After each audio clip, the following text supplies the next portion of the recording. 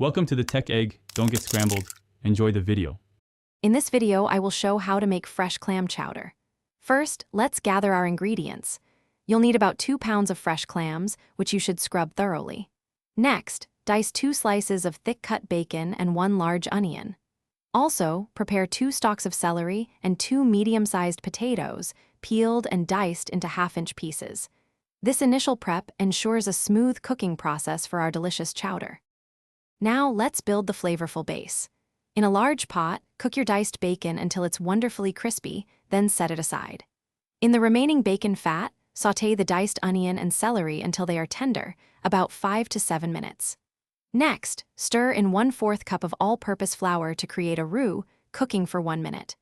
Gradually whisk in 2 cups of clam juice and 1 cup of whole milk, ensuring no lumps. It's time to bring our chowder to life. Add the diced potatoes to the simmering liquid and cook them until they are fork tender, which usually takes about 10 to 15 minutes. Once the potatoes are nearly done, add your fresh, scrubbed clams directly into the pot.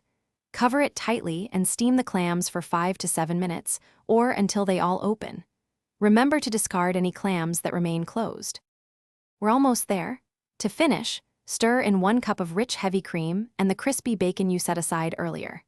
Season your chowder generously with salt and freshly ground black pepper to taste, adjusting as needed. For a beautiful presentation, garnish each warm serving with a sprinkle of fresh parsley or chives. Serve your delicious, homemade clam chowder immediately with some crusty bread for a truly satisfying meal. Thanks for watching. Consider subscribing if I helped unscramble your problems.